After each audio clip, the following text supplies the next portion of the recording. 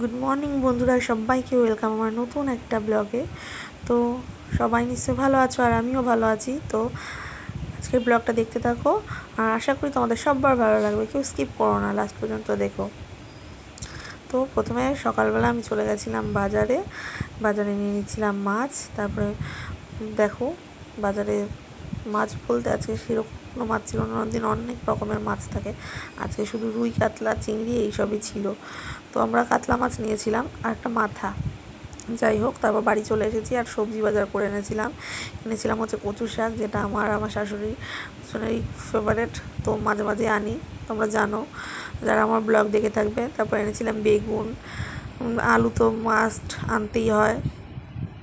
এনেছিলাম হচ্ছে বরবটি ভাজাটাও তোমাদের দাদাভাই বেশ ভালোবাসে। তোমাদের দাদাভাই তো বলেইছি আগে, সবজি একটাও খায় না, কিন্তু এই বরবটি ভাজাটা ভালোবাসে। তারপর এনেছিলাম টমেটো, সব তরকারিতে আমরা টমেটো খাই, তো টমেটোটা প্রত্যেক দিন বাজারে গেলে আনা হয়। আর লাউ শাক এনেছিলাম, উচ্ছে। তারপরে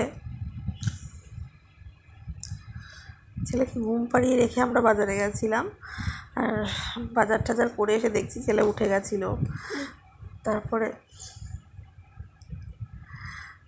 এই দেখো লাউ শাকের আড়িটা কী সুন্দর বন্ধুরা, টাটকা, তার জন্য দেখি মন চেয়েছিল নিয়ে আসতে। আর পরের দিন ছিল বৃহস্পতিবার, মানে আজকে বৃহস্পতিবার দিন তো আমরা নিরামিষ খাই, তো বৃহস্পতিবারের জন্যই লাউ শাকটা নিয়ে এসেছিলাম।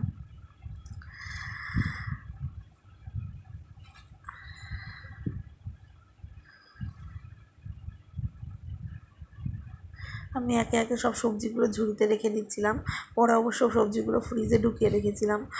তখন শুধু সকালবেলায় মানে সবজিগুলো ঝুড়িতে রেখেছিলাম, কিন্তু নাহলে সবজি না একদিন রাখলে পরের দিন একদম শুকিয়ে একদম অন্যরকম পেকে যায়। তো সবজিগুলো ফ্রিজে পরে ঢুকিয়েছিলাম।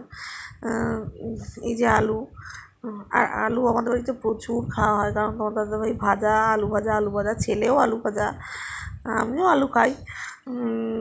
তো আলুটা প্রচুর খাওয়া হয়। সুগার, অত আলু খায় না, কিন্তু তোমাদের দাদাভাই প্রচুর আলু ভাজা খায়। সকালে দুপুরে রাতে 3 বেলা আলু ভাজা দিলেই মানে খুব ভালো হয়।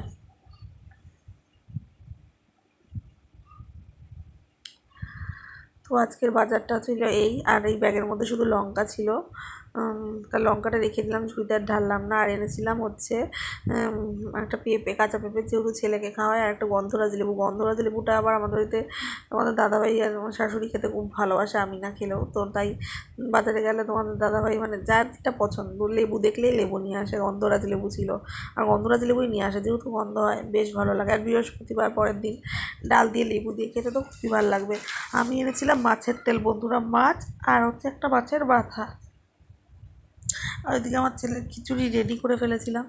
এই দেখো আমি মাছের তেলটা ভেজে নিচ্ছিলাম। মাছের তেল দিয়ে বেগুন দিয়ে ভাজা খেতে না আমার অসাধারণ লাগে। তোমাদের কার কার ভালো লাগে আমায় একটু প্লিজ কমেন্ট করে বলো।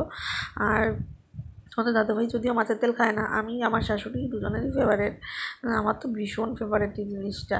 তো তাই মাছের তেল দিয়ে মানে খেতে ইচ্ছা করছিল বলে মাছের তেল নিয়ে এসেছিলাম বাজার দিয়ে সেটাকে এখন বেগুন দিয়ে ভেজে নিচ্ছিলাম।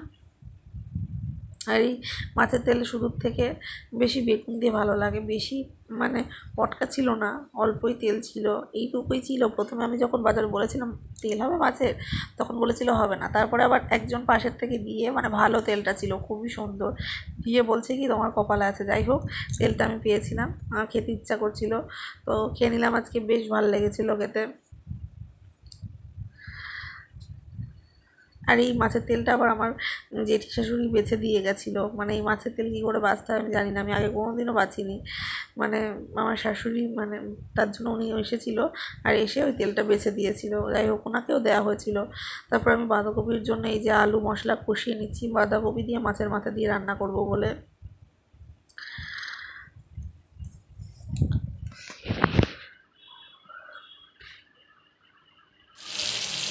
তারপরে বাঁধাকপিটা তো আগে থেকে সেদ্ধ করে রেখেছিলাম, সেই সেদ্ধ করা বাঁধাকপিটা দিয়ে দিলাম। আর বাঁধাকপি আমরা যখনই রান্না করি সেদ্ধ করেই রান্না করি, এমনি বাঁধাকপি কখনোই রান্না করি না, বাঁধাকপি বা ফুলকপি দুটোই সেদ্ধ করে নিই। তো বাঁধাকপি দিয়ে ভালো করে কষিয়ে দিচ্ছিলাম। আর ওদিকে তো ছেলেকে তার মধ্যে খাওয়ানো দাওয়ানো, ফোন করানো, সেগুলো করেছি। তো আমিও তার ভিডিও তুলতে পারি, যেহেতু নিজে হাতে ক্যামেরা জানাতো আমার স্ট্যান্ড বা কিছু এখন নেই। আমি বলছি আমার সাবস্ক্রাইবার আর একটু বাড়লে তারপরে আমি স্ট্যান্ড কিনবো, তো তার জন্য স্ট্যান্ডটা কিনে নিই। এর জন্য যেটুকু আমি হাতে পারি সেটুকুই ভিডিও করার চেষ্টা করি, যে এক হাতে ক্যামেরা ধরে এক হাতে আমি ভিডিও করছিলাম। বাচ্চার ব্যথাটা দিয়ে দিয়েছিলাম, বাঁধাকপিটাও খুব অসাধারণ হয়েছিল খেতে, বাচ্চার বাঁধাকপি বেশ ভালো লাগে। তো এক হাতে ফোন ধরে ক্যামেরা করার জন্য সব কিছু তুলতে পারি না, কিন্তু স্ট্যান্ড থেকে শুরু করতে পারি। আরও অনেক কিছু দেখানোর চেষ্টা করব কী করি সারাদিন। আমার বাবা কী করে, সব থেকে বড়ো কথা, ওর সাথে আমাকে কী করতে হয় তোমরা জানো না বন্ধুরা। মানে সারাক্ষণ দৌড়োদৌড়ি, সারাক্ষণ দৌড়োদৌড়ি নন স্টপ। যতক্ষণ ঘুমায় আমাদের বাড়িতে ততক্ষণই শান্ত থাকে, তার বাদে ব্যাস শুরু হয়ে গেল। আর এখন বলবো আমার কষ্ট হলেও জানো তো, মানে সারাদিন একটা বাচ্চাকে সামলে, রান্না বান্না সামলে, ঘর মোছা থেকে শুরু করে জামা কাপড় কাচা। হ্যাঁ, তোমাদের দাদাভাই সকালবেলা সত্যিই যে মানে খুবই ভালো আমার ছেলের জামা কাপড় কেঁদে দেয়, মাঝে মাঝে আমাদের না আমার নাইটিও কেঁদে দেয়, এটা খুবই ভালো। এমনকি আমার তোমাদের দাদাভাই ঘরটাও ঝাড় দিয়ে দেয়। তো অনেক হেল্প করে, কিন্তু তাও সারাদিন মানে যে কঠিন মানে পরিশ্রমটা আমাকে করতে হয়, আমার দাদাভাইও করে হয়তো কাজের সূত্রে, কিন্তু বাড়ির কাজ বিশেষ করে ছেলেকে, ওকে খাওয়াতে গেলে এমনকি জলটুকু ওকে খাইয়ে দিতে হয় বন্ধুরা, জানো তো জল মোটে খেতে চায় না। কত বাচ্চারা আছে ফটফট করে জল খেয়ে নেয়, কিন্তু ও কিছুতেই জলও খায় না। এই দেখো বাঁধাকপিটা রেডি, খুবই সুন্দর দেখতে হয়েছিল আর খুবই সুন্দর খেতে হয়েছিল। তারপর আমি এই যে মাছের ঝোলটা বানিয়ে নিচ্ছিলাম। এই জন্য ছেলে ঘুমানোর পরে আমি মানে যত তাড়াতাড়ি পারি সব কাজবাজ সেরে নেওয়ার চেষ্টা করি। আমার শাশুড়ি ধরে, কিন্তু ধরলে কি হবে, মানে ও হচ্ছে সারাক্ষণ দৌড়ে বেরোনোই ওর কাজ। আর মানে আমি 5 মিনিট বাদে বাদে এসে আমাকে খোঁজে। তারপর আমাদের বাড়িতে যে আবার বাসন রয়েছে 3 দিনের ছুটি আছে, তার জন্য এই 3 দিন তো আমাকে আবার বাসন ধুতে হবে। তো এই দেখো গ্যাসটা মানে পরিষ্কার করে দিচ্ছি। কালকের দিন মানে বুধবারের ভিডিও এটা, তো বুধবারের দিন আমি বাসনটা মেজে দিয়েছিলো, কিন্তু বৃহস্পতিবার দিন থেকে আমাকে বাসন ধুতে হবে। আমি এই যে রান্না ঠান্না করে গ্যাস ট্যাস ধুয়ে নিচ্ছিলাম। এগুলো মানে সকালবেলা গ্যাস ধোয়া, রাত্রিবেলা গ্যাস ধোয়া, এগুলো কিন্তু একটা মানে বিশাল ব্যাপার। না ধুলে এঁটো কাটা পড়ে থাকে, আর গ্যাস না ধুয়ে আমাদের কোনো কাজও হয় না। তো যখনই আমাদের বাড়ি রান্না বান্না হবে তখন তো গ্যাস ধরতেই হবে, এটা তো মাস্ট বি ইম্পর্টেন্ট। আর এই মিক্সির বাটি কিছু জিনিস আমাদের বাড়িতে মানে কাজ করে যে সে মাজলেও আবার আমি মেজে দিই। যেমন হচ্ছে মিক্সির বাটি, মানে ডালের ছোটো কৌটো, এইগুলো ওনাকে মাজতে দেওয়া হয় না, বড় বড় বাসনগুলো ওনাকে বেশিরভাগ দেওয়া হয়। আর মিক্সির বাটিটা মাজলে ঠিকঠাক মনে হয় যে ভেতরে আমি যতটা যত্ন করে ধোবো উনি ততটা যত্ন করে ধোবে না বলে ওনাকে দেওয়া হয় না, তার জন্য এই বাসনগুলো আমি মেজে নিই। তাড়াতাড়ি বাসন টাসন মেজে, তো তারপরেও বন্ধুরা ছেলে তো উঠে পড়েছিল, ছেলে উঠে পড়ার পরেও ওদের কাছে ছিল, তারপর আমি স্নান করতে গেছিলাম। আর তোমাদের দাদাভাই যেহেতু দুটো কাজ করে, তো ডিউটিতে যায়, সো আরও কষ্ট হয়ে যায়, মাঝে মাঝেই বাড়ি থাকে না, সেই দিনটা প্রচুর কষ্ট যায় আমার। এই দেখো তারপর রাত্রিবেলা আবার আলুর তরকারি বানিয়েছিলাম, কুমড়ো আলুর তরকারি রুটি খাওয়ানোর জন্য। তোমার দাদাভাই হচ্ছে রিসেন্ট হচ্ছে রাত্রিবেলা মানে যখন ঠান্ডা ওয়েদার ছিল তখন প্রত্যেকদিন রুটি খেত, কিন্তু রিসেন্ট বন্ধ করেছিল রুটি খাওয়াটা, আবার আজকে বললো রুটি খাবে। তো কী রান্না করবো, তাদের ছেলের আবার চাল ভাত বসিয়ে দিয়েছি, ছেলে রাত্রিবেলা ভাত খায়, তারপরে এই যে আবার রুটি বানাতে হবে।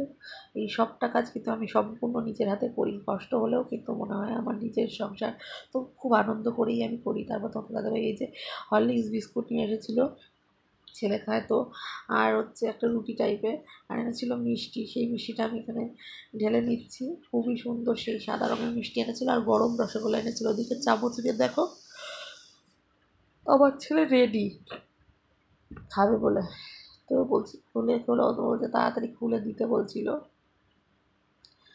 দেখো খুবই সুন্দর সেই দুধ দুধ মিষ্টি, ওই দেখো চামচ দিয়ে খাবে বলে রেডি ছিল আমার ছেলেটা। তারপরে তো